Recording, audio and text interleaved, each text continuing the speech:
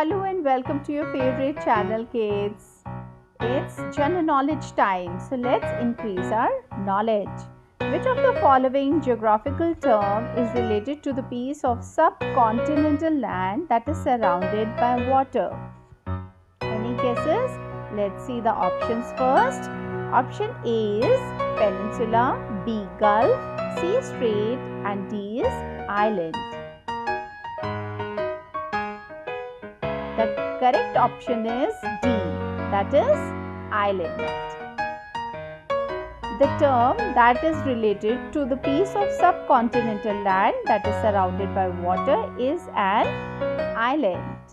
Now the next question is, which of the following geographical term related to a body of land surrounded by water on three sides? And the options are A, peninsula, B gulf, C strait, D island. Can you guess the right answer, kids?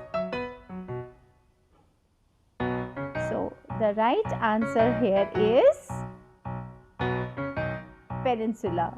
The explanation is the peninsula is surrounded by water on three sides. They are formed through a gradual rise in water level surrounding land at low elevations.